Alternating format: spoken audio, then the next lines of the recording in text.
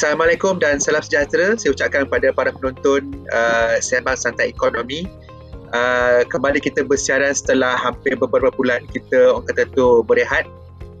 Kali terakhir kita bersiaran saya kira dalam bulan Mei yang lalu, dan kali ini ialah disebabkan kekangan seperti COVID-19 dan sebagainya, kita orang kata tu meraihkan penggunaan teknologi, dan kini kita bersiaran daripada di rumah lah. Okey, kali ni kita nak orang kata tu membuat sedikit recap lah tentang apa dah berlaku. Dah lama kita tak bersiaran kan, jadi mungkin para penonton nak tahulah apa tim economic research ni di Bank Islam ni punya orang kata tu pendapat ataupun pandangan tentang ekonomi, pasaran saham dan pasar bantuan dan sebagainya. Okay, saya nak mulakan dengan Syafiz dulu. Okey Syafiz, kita dah lama tak bersiaran ni. Apa cerita ekonomi kita sekarang ni? Okey ke tak okey ni? Okey doktor. Okey, kalau sebutlah kan tentang perkembangan ekonomi secara global doktor. Selalunya kita akan merujuk atau melihat prestasi ekonomi tersebut berdasarkan keluaran dalam negara kasar, KDNK atau GDP lah, Gross Domestic Product punya growth lah kan. So secara keseluruhannya doktor, saya mendapati bahawa ekonomi global ni mencatatkan pertumbuhan yang amat menggalakkan pada suku kedua tahun ini, iaitu di antara bulan April, Mei dan Jun. Sebab apa kan? Mesti korang semua tertanya-tanya sebab apa? So salah satu sebabnya adalah kesan asas yang rendah ataupun low base effect tahun lalu yang telah meningkatkan angka pertumbuhan KDNK pada suku kedua tahun ini. So mesti korang nak tanya kan? Itulah apa low base effects ni sebenarnya kan? Sebenarnya doktor, apabila kita ingin membuat perbandingan di antara prestasi ekonomi semasa dengan prestasi ekonomi pada tahun sebelumnya, iaitu pada tahun lepas lah. So kalau kita ingat balik lah, kita ingat balik apa yang berlaku pada tahun lepas, bila mana krisis COVID-19 ni telah menyerang penduduk dunia kan, dan disebabkan itulah ia telah menjejaskan sektor ekonomi dan kesihatan. So mesti korang nak tahu kan apa langkah-langkah daripada pihak berkuasa ataupun kerajaan untuk mendepani COVID-19 ni. So antara langkah-langkah kerajaan kan, yang popular measures lah, semua orang tahu kan apa benda? Lockdown. So sebabkan lockdown lah, ekonomi tidak dapat dijalankan secara menyeluruh, dan disebabkan itulah kita tengok ramai yang kehilangan pekerjaan. Kat sinilah yang menyebabkan kurangnya pengeluaran pada tahun lepas kerana aktiviti ekonomi yang terjencat. Tak payah tengok jauh lah kan, saya bagi contoh negara Malaysia yang kita cintai ni. Kita tengok KDNK Malaysia melonjak sebanyak 16.1% pada suku kedua tahun ini selepas menguncuk bagi tempoh 4 suku berturut-turut sejak tahun lepas. Tarikh keramat 18 bulan 3 2020, siapa ingat? Tarikh apa tu? Tarikh tu adalah apabila kerajaan telah memperkenalkan Perintah Kawalan Pergerakan 1 ataupun PKP, MCO ataupun Movement Control Order 1.0 bagi mendepani COVID-19 ni. So kita lihat banyak sektor-sektor yang terjejas, terutamanya sektor perkhidmatan, pembuatan, sekaligus merencatkan lagi pertumbuhan ekonomi pada tahun lepas. Saya bagi contoh lain lah doktor.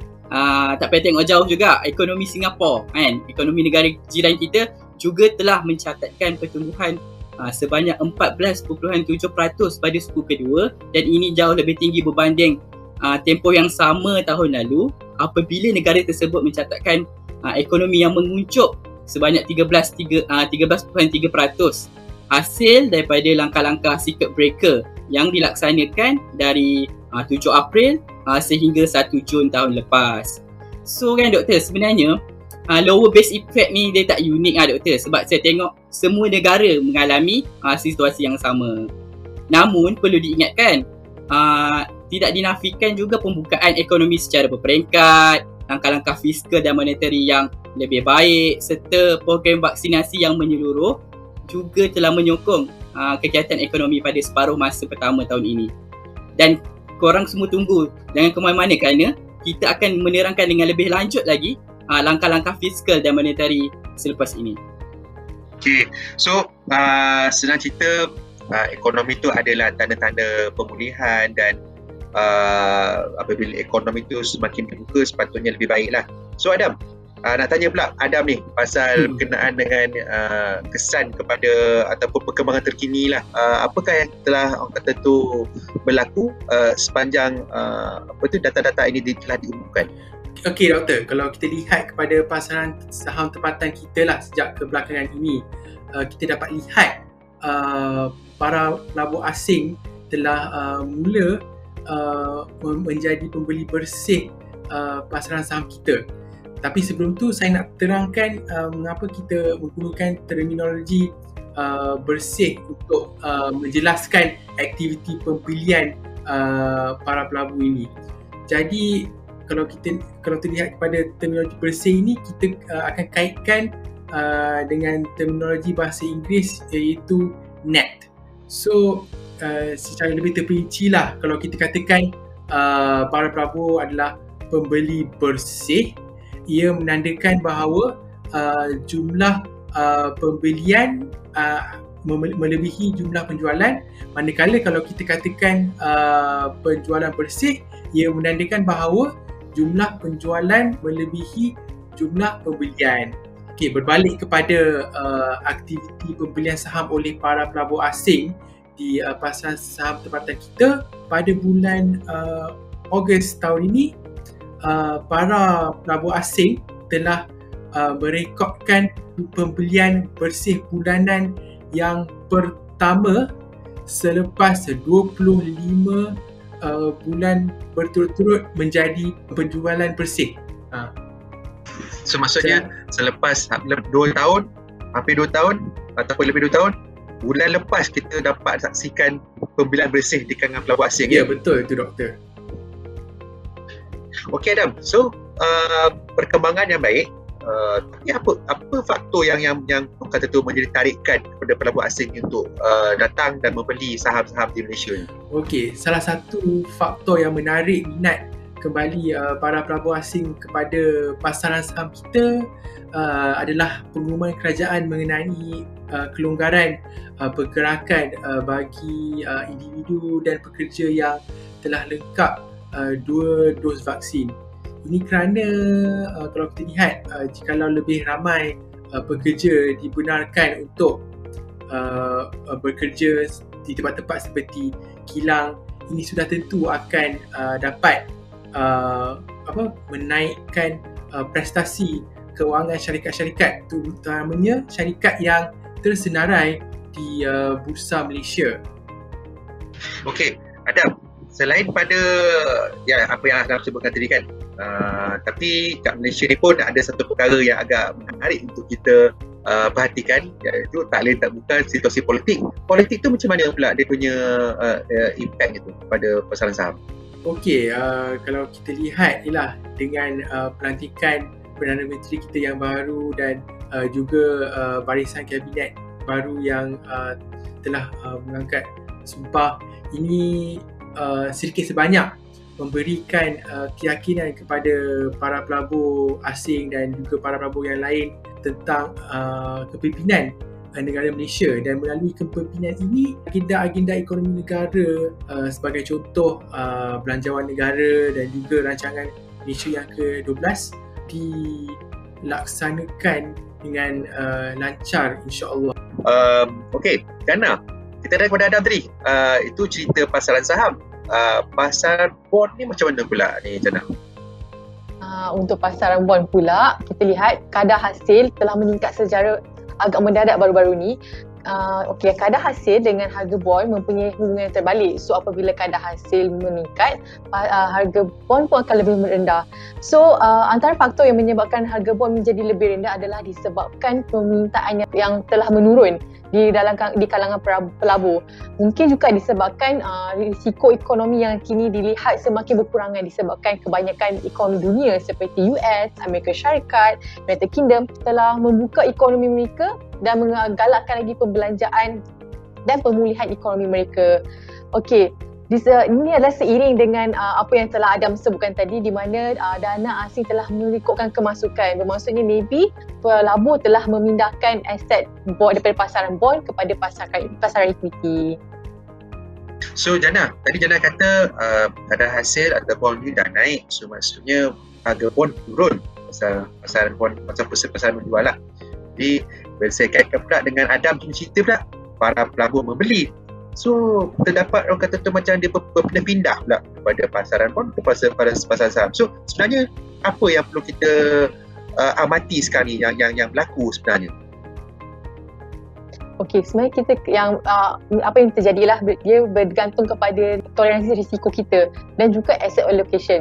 Seperti contoh, saya bagi contoh yang bagi tahu EPF. EPF ada beberapa aset dalam portfolio mereka. Seperti contoh pasaran pendapatan tetap, pasaran saham, pasaran hartanah dan juga money market.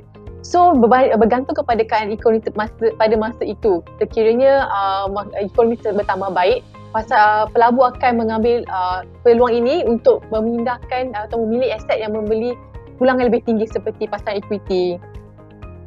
So asset allocation lah jawapannya kepada kenapa berlaku perpindahan. Lepas tu tahap toleransi risiko juga memegang peranan.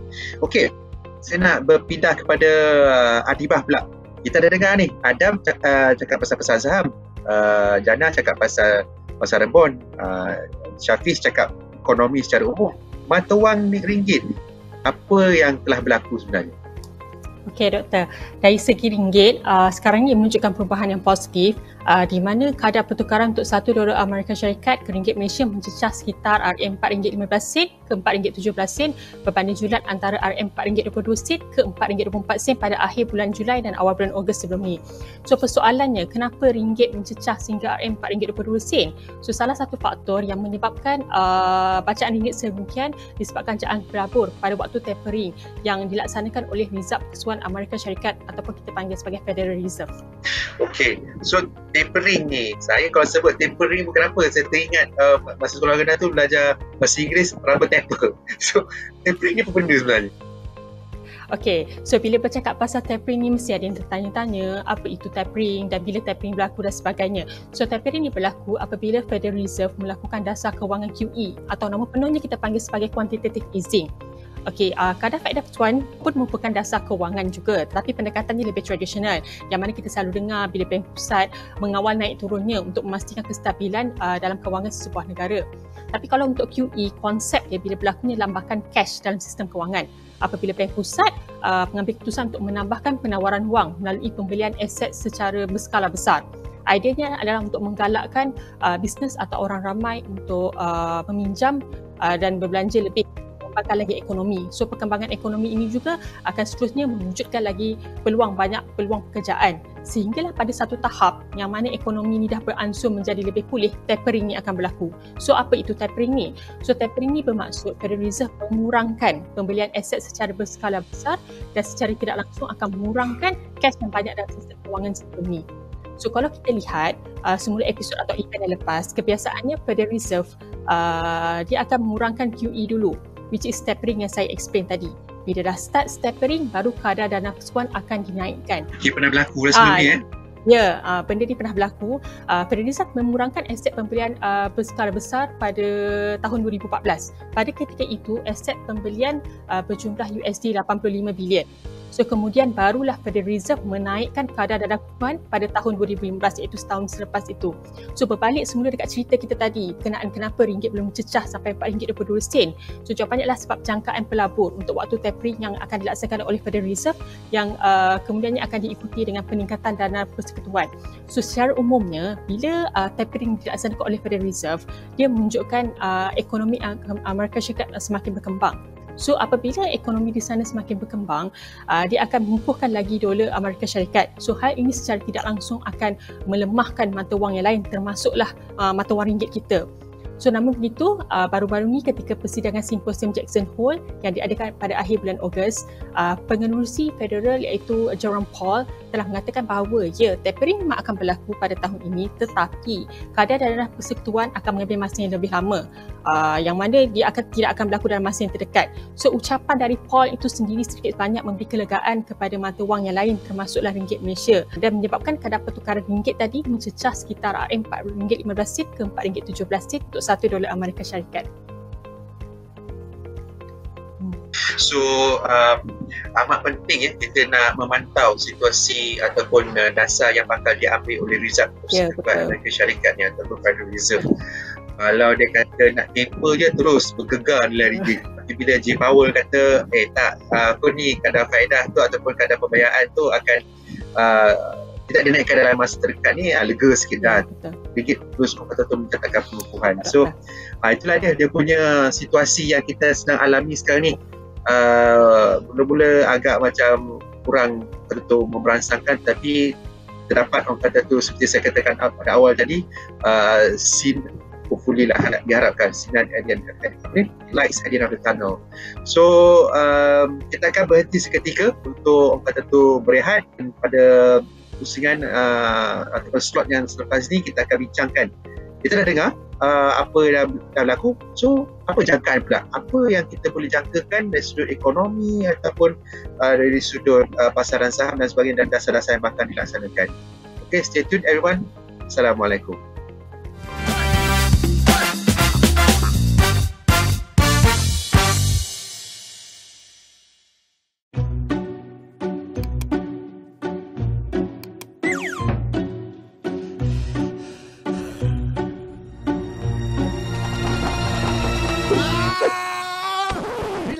Cara senang kan ada? Tak perlu pening lagi. Layari laman web Bank Islam sekarang. Lebih cepat, lebih jimat.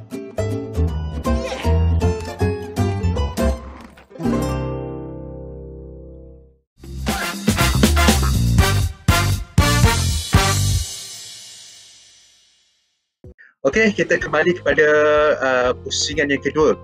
Yang mana saya kira pusingan kali ini amat penting bagi kita semua untuk kata tu mengambil iktibar apa yang telah berlaku dan apakah jangkaan kita pada masa-masa akan datang. Okey, saya nak mulakan dengan Adam.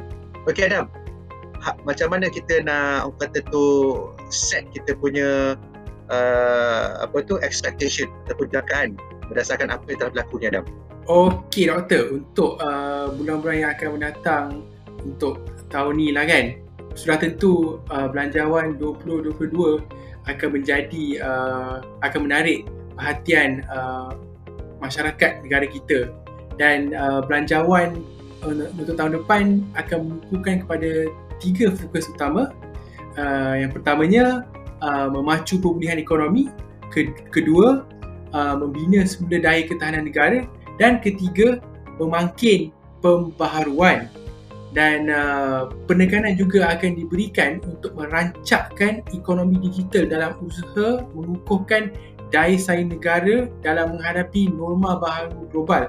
Dan ini akan dilakukan dengan meningkatkan keupayaan modal insan dalam bidang yang berkaitan dengan ekonomi digital, sebagai contohnya big data atau data analytics yang kini hangat diperkatakan. Melalui data analytics ini, syarikat-syarikat boleh menggunakan maklumat atau data untuk mengenal pasti dengan lebih mendalam mengenai kelemahan ataupun kekuatan mereka, dan seterusnya membolehkan syarikat merangka strategi yang lebih menyeluruh. Dan tambahan lagi, kerajaan sedang melaksanakan pelbagai sesi libat urus dan konsultasi bagi mendapatkan input dan cadangan daripada pelbagai pihak bagi memastikan belanjawan ini dirangka secara komprehensif dan memenuhi aspirasi segenap pihak selaras dengan semangat keluarga Malaysia. So belanjawan 2022 itulah perkara yang kita nanti-nantikan untuk apakah rancangan kerajaan pada masa tahun depan, dan bagaimana kita nak keluar daripada situasi COVID-19 dengan lebih efektif lagi. Okey, Adibah. So dari segi pandangan Adibah pula, apa yang boleh kita jangkakan yang yalah boleh kita harapkan pada masa akan datang? Okey, macam Adam tadi ada cakap pasal pemulihan negara. Okey, bagi mengawal pandemik COVID-19 ni dan membolehkan pembukaan ekonomi secara progresif, kerajaan telah mewujudkan Plan Pemulihan Negara, PPN. So PPN bukan plan 4 fasa bagi negara melonggarkan sekatan secepat dan seadil mungkin berdasarkan 3 indikator utama, iaitu kadar vaksinasi, kes baru harian iaitu peratus 7 hari dan juga penggunaan katil di wad ICU. So ini merupakan framework atau rangka yang kerajaan tetapkan untuk Pelan Pemulihan Negara bagi menangani isu COVID-19 di negara kita. Walau bagaimanapun, apa yang kita boleh lihat, kerajaan masih mengamalkan dasar fleksibel dalam menentukan peralihan fasa bagi negeri-negeri yang terbabit, yang mana kita boleh lihat dah semakin banyak negeri bertukar fasa dari fasa 1 hinggalah ke fasa yang seterusnya. Sebagai contoh, pada 4 September, negeri Melaka telah beralih ke fasa 2, manakala negeri Sembilan telah beralih ke fasa 3. Dan seterusnya berkuat kuasa pada 10 September, memang orang kata berita dinanti-nantikan oleh orang ramai, di mana Kuala Lumpur, Putrajaya dan Selangor telah beralih ke fasa 2 dan secara tidak langsung akan membolehkan pergerakan antara negeri ini. So itu kalau kita cakap pasal peralihan fasa negeri ke fasa yang seterusnya berdasarkan Pelan Pemulihan Negara. Tapi peralihan ini juga sejajar dengan pembukaan ekonomi secara berperingkat, yang mana kita boleh lihat bahawa beberapa kemudahan dan kelonggaran telah diberikan kepada individu yang telah lengkap vaksinasi dan membolehkan mereka untuk melakukan aktiviti sebagai contoh dining in restoran. So hal ini secara tidak langsung dapat membalikan pekerja yang direhatkan sementara ke pasaran kerja dan seterusnya merancakkan lagi ekonomi di negara kita. Malah kita boleh tengok juga sekarang ni aktiviti pelancongan juga telah dibenarkan dengan syarat dalam negeri yang membabitkan inap desa dan hotel untuk penerima lengkap 2 dos vaksin. Okey, cakap pasal dos vaksin ni, kita boleh dapati yang negara kita sekarang ni telah mencatat lebih kurang 70% untuk populasi dewasa yang telah lengkap vaksinasi. So hal ini menunjukkan program imunisasi COVID-19 di negara kita berjalan dengan lancar untuk memastikan rakyat mendapatkan vaksin yang secukupnya bagi mengurangkan impak yang negatif sekiranya negeri dijangkiti oleh wabak berkenaan. Betul apa ni Adibah. Saya suka dengan poin-poin yang dikongsi tadi itu kerana vaksinasi itu penting. Lepas tu proses pembukaan ekonomi itu juga penting kerana itulah yang akan menentukan sustainability lah kita punya recovery ni. Kalau tanpa pembukaan ekonomi tu tak banyak mana pula bantuan, macam susah lah nak mencapai satu pemulihan yang begitu mampan lah. Okey, saya nak beralih kepada Syafiz. Syafiz, kita dah dengar tadi pada Adam cakap pasal belanjawan. Lepas tu Adibah dia explain pasal PPN dan vaksinasi. Mungkin Syafiz boleh kongsikan sedikit dari segi sudut pandang dasar ekonomi yang lebih khusus lagi. Okey Doktor, saya akan terangkan dasar monetary policy pula Doktor. Okey, saya berjangkakan kadar dasar semalaman atau dikenali sebagai OPR, Overnight Policy Rate, dijangka akan terus kekal pada kadar 1.75% sehingga akhir tahun ini untuk terus memberikan sokongan kepada kegiatan ekonomi sekarang. Saya juga berpendapat bahawa pembukaan semula ekonomi seperti yang telah dinyatakan oleh Adibah kan sebentar tadi akan disertai dengan kecenderungan untuk berbelanja. Kan kita tahu rakyat Malaysia ni suka berbelanja. So betul. Ini akan juga memberikan impak kepada pertumbuhan ekonomi juga pada masa akan datang. Ini juga boleh dilihat dari pertumbuhan penawaran wang M1 ataupun edaran mata wang dan deposit permintaan. Dalam bahasa mudahnya lah, simpanan dalam bank ataupun institusi kewangan yang telah meningkat dengan pertumbuhan 2 digit sejak Mei tahun lalu. Jadinya kan Doktor, saya rasa perbelanjaan dalam kalangan pengguna pada tahun hadapan kembali hebat. Dan macam Adibah cakap lah kan, dah boleh dine in, lepas tu sektor pelancongan pun dah boleh. Memang ramai lah kan orang yang ada opportunity ni. Restoran pun saya tengok dah penuh sekarang ni. Sejajar dengan itu, saya expect kadar inflasi juga akan meningkat pada tahun hadapan disebabkan permintaan yang menggalakkan dalam kalangan pengguna. Oleh itu, kadar OPR akan dijangka dinaikkan oleh pihak bank negara pada tahun 2022 untuk mengawal keadaan inflasi tersebut. Okey, so sejajarlah dengan apa yang diterangkan oleh Adam, Adibah dan impact kepada dasar yang khusus seperti dasar monetary. Agak menarik juga tadi bila Syafiz kata OPR bakal dinaikkan. Okey, Jana, kita ada dengar dasar monetary daripada Syafiz. Dasar fiskal mungkin Jana mungkin ada lebih orang kata tu insights yang boleh dikongsi. Okey, sebelum saya pergi lebih jauh untuk fiscal policy, mesti ramai penonton juga tertanya apa benda fiscal policy ni kan. Okey, dalam fiscal policy ni ada terdiri dua komponen, satu cukai, satu lagi pembelanjaan kerajaan. Okey, seperti contoh, kerajaan telah mengecualikan cukai ke atas jualan kereta sampai Disember tahun ini, tak silap saya, untuk menggalakkan lagi perbelanjaan di kalangan pengguna. Semenjak tahun lepas pula, kerajaan juga telah mengumumkan beberapa series pakej rangsangan seperti prihatin, penjana, pemulih. Ini adalah contoh-contoh dasar fiscal policy yang kita selalu dengar. Baru-baru ini, Menteri Kewangan kita telah mencadangkan untuk menaikkan had statutory limit daripada 60% kepada 65%. Dengan ini, dia dapat memberi lebih dana kepada kerajaan untuk membantu lagi dan mempercepatkan lagi pemulihan ekonomi negara kita. Seperti contoh, dengan memberi bantuan kepada pengguna dan para peniaga yang kita tahu dah lama tutup bisnes.